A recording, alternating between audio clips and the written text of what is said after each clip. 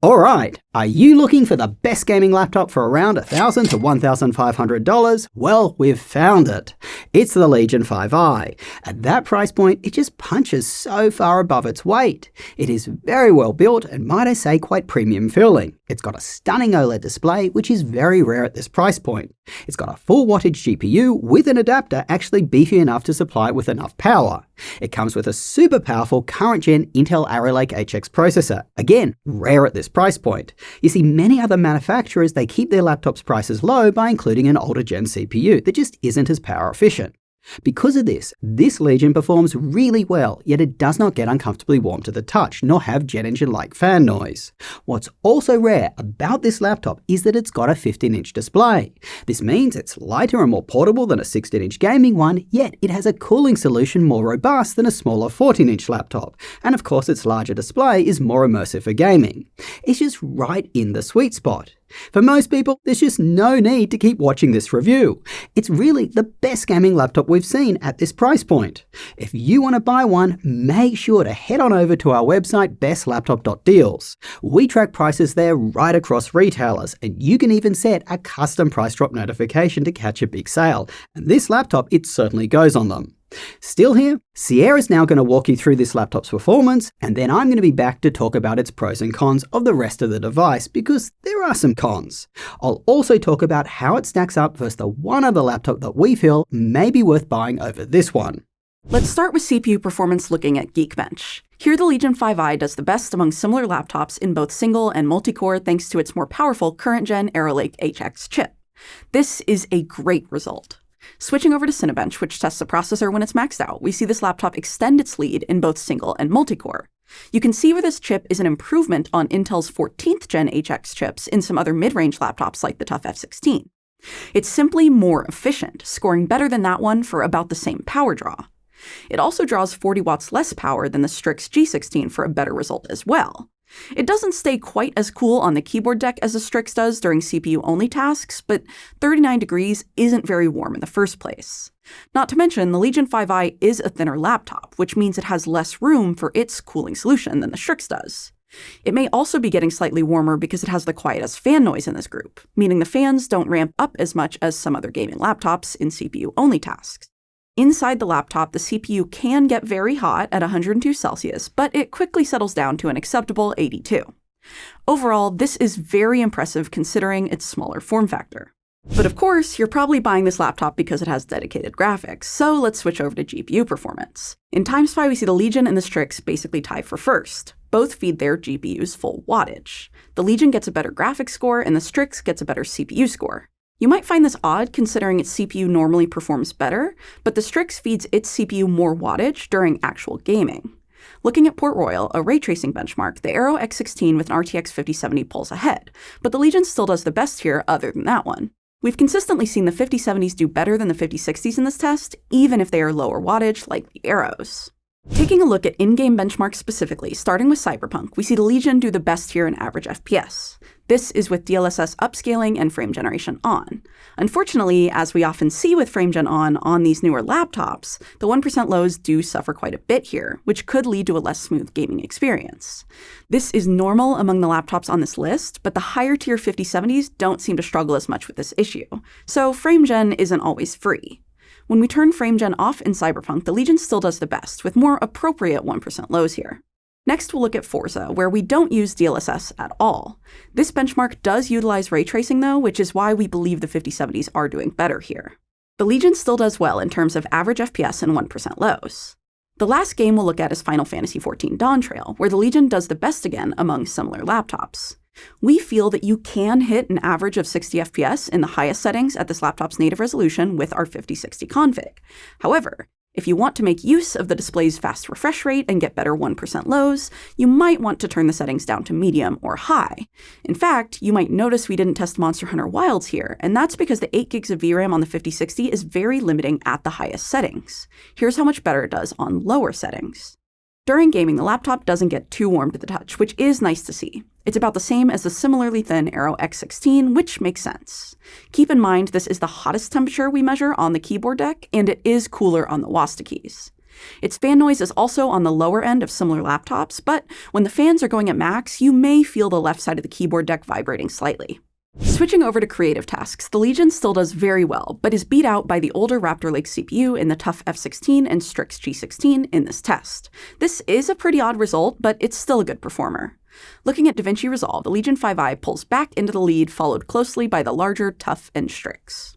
Now, all of our benchmarks are run in the highest stock performance modes, but you may not always want to do that if you're more sensitive to heat or fan noise. So here's the breakdown of how the laptop performs in its lower modes if you decided you wanted to run those instead. For CPU-only tasks, the performance is still very good in these lower modes, like quiet and balanced. And for quiet, you get significantly less fan noise. Of these, we would probably recommend balance because it offers the best balance between comfort and performance. Next, we'll look at how well it performs in gaming in these three modes. Here, we would once again recommend balance, as it is a little quieter and you only lose 5 FPS. It's actually pretty impressive that it still performs that well, considering its GPU is clearly being fed less wattage. Taking a look at battery life, we see the Legion do all right here, around 8 hours when the dedicated GPU is disabled. We found that the pairing of the latest gen AMD Ryzen 7 Zen 5 CPU with one of these mid-tier GPUs is the best for battery life. You can see that in the TUF A14 and Aero X16. This is followed by Intel's Arrow Lake H, which is less powerful than an HX chip. You can see that in the Omen Transcend 14. When it comes to laptops with more powerful HX processors like this Legion, it does well considering it is a smaller laptop with a smaller battery. The nice thing is that if you wanted to do performance tasks on battery, you'd be getting the best performance out of any of these.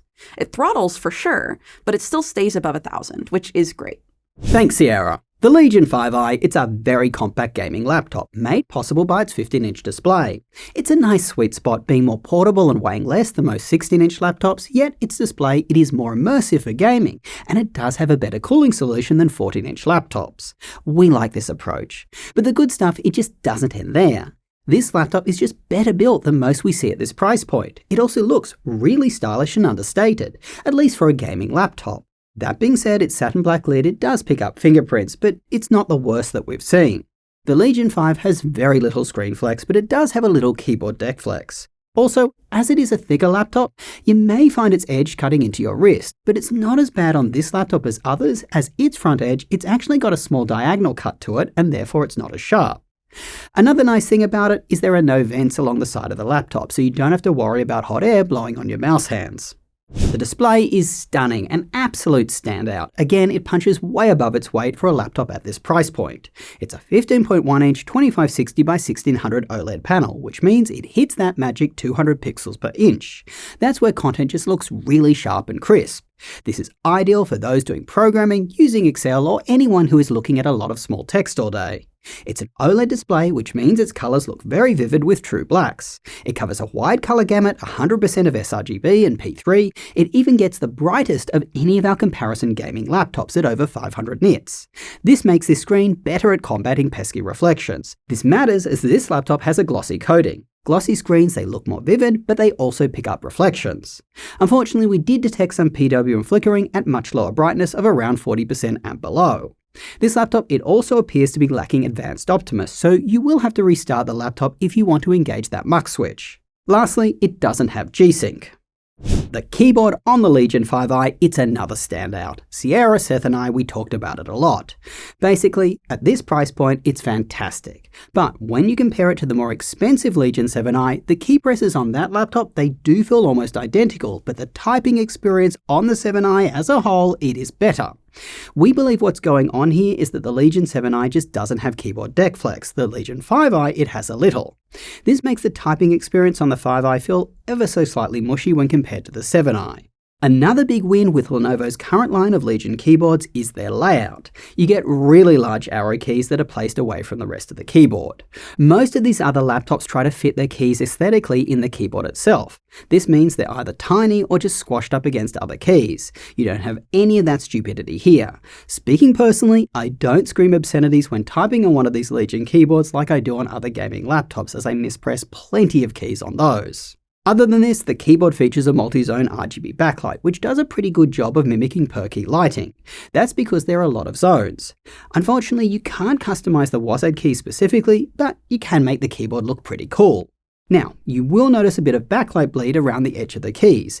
That makes it kind of hard to find which key is which in certain lighting conditions. It's kind of like the keys are brighter around the key, but when the light is pushed through the key character, it's not as bright as you'd actually want. We're nitpicking here, guys.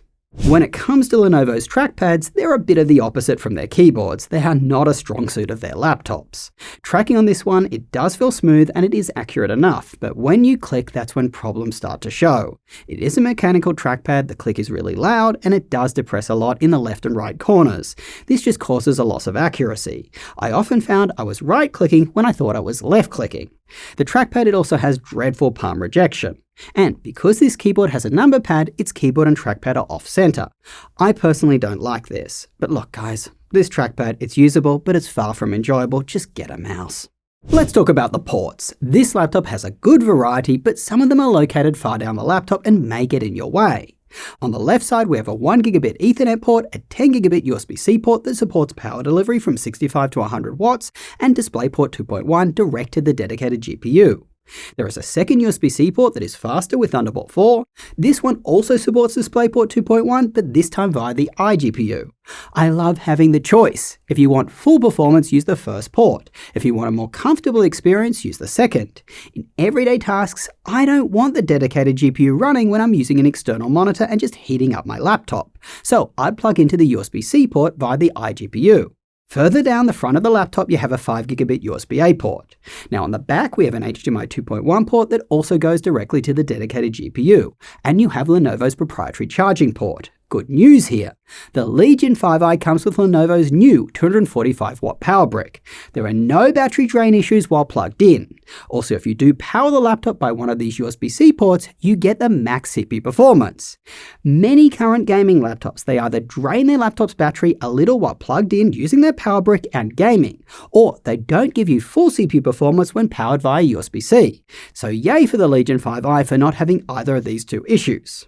Continuing with the ports, on the right side we have two 5GB USB-A ports, one further up near the back, and one next to the webcam privacy shutter right up the front. You also have a headphone mic combo jack even further forward. Both these ports, they may get in your way if you're right-handed and using a mouse. In the same vein, the USB-C ports on the left side, they may get in your way if you're left-handed and using a mouse. The speakers on this laptop are not a high point. The bass is pretty much completely not present, and the highs, they sound shrill. We did play around with the Nahimic app. As per usual movie mode, it did make it sound more spatial and appealing, but realistically, nothing is going to save these speakers. They just aren't great. Harman should be completely embarrassed by putting their name on these speakers, but they're likely being paid by Lenovo and just don't care. And yes, I did just say that on camera.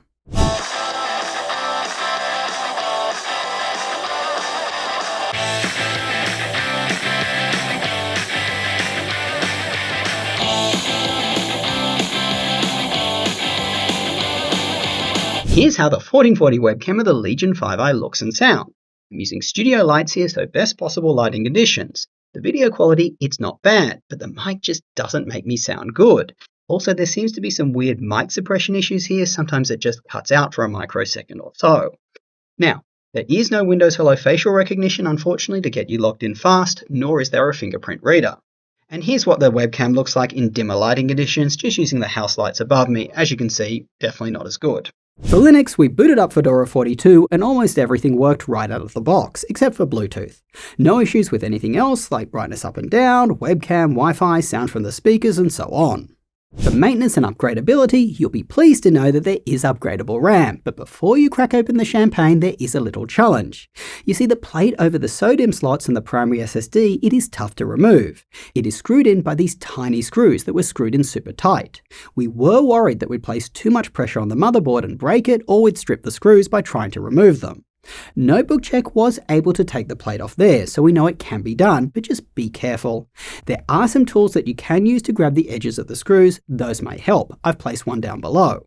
Now, there is a second SSD slot that you can access without removing the plate. It is PCIe 4, like the primary SSD. The Wi-Fi 7 card and the battery, they're also replaceable and are easy to access. Finally, Unfortunately, like many Lenovo laptops, this one comes pre-infected with McAfee antivirus. It has these constant pop-ups that are trying to scare you into buying a subscription. This just really rubs me the wrong way. Windows, it already comes with antivirus. You probably don't need this. I personally don't have it on any of my laptops and I've been just fine. I use my wits about me when browsing the web. McAfee, they also seem to ignore Windows notification settings and just pop up their advertisements even if you've got them turned off. And finally, let's state the obvious here. McAfee, they're kind of doing the same thing that the fraudsters are doing that they claim that they're protecting you against, scaring you into paying for a service that you probably don't need. I strongly urge Lenovo to ditch this crap. Alright. As you can see, the Legion 5i, it has some really strong points, and it doesn't have a lot of material cons. Right now, it is the laptop to get around that all-important $1,200 price point. If you do want one, make sure to check out our website bestlaptop.deals. We have a price tracker there that tracks prices right across retailers. You can even set a custom price drop notification to catch one of those killer sales. Look, the only other laptop that we've seen around this price point that just shines is the Gigabyte Aero X16. It does have a larger 16-inch display, yet its total carry weight, including its charger, is actually less than the Legion's. The Aero's display, it isn't as good though, and that laptop just isn't as powerful. It has a Ryzen 7 processor and a lower powered GPU. There is a version of this Legion with AMD called the Legion 5, but it does have an older AMD processor, so it's not as power efficient as the one in the Aero. All the laptops that I mentioned today will be below this video. Until next time, as I always say, go do something awesome with your day, and I will catch you later.